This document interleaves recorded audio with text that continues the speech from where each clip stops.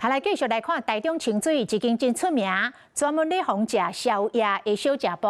昨暝有3個男子因為店家也未開始營業，已經等半點鐘啊，也未食到，真生氣，竟然講喊店，甲人的鼎甲碗啊掃規塗骹，嘛甲刀啊椅啊掃倒。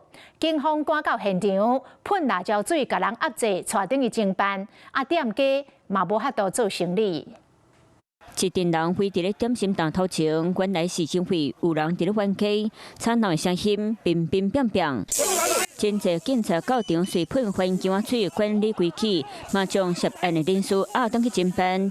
衝突就發生佇咧台中清水一間賣宵夜在地厝超過20年，店家真夠出腦吹湯，真濟人客攏正殺即一味。佇咧昨暝10點外，店家閣佇咧傳了時陣，來消費查甫人敢若真無歡喜，店家也未開始賣，就去甲喊店，店內亂吵吵，鼎碗碗攏叫掃落地，現場就親像叫炸彈崩潰。他就說還沒有準備好，然後他就說那什麼都沒有，你們要賣什麼？然後就開始砸。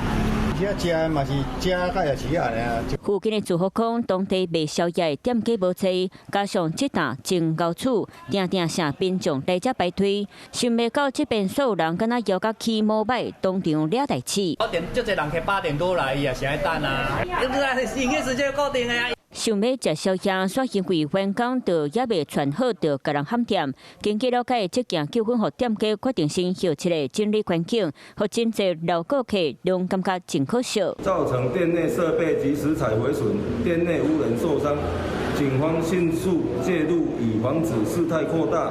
警察強調，涉案的3個人涉嫌毀損罪嫌，會依法上班。原本想要食宵夜，卻想袂到落尾變做食官司，喊店的叫苦代價真大。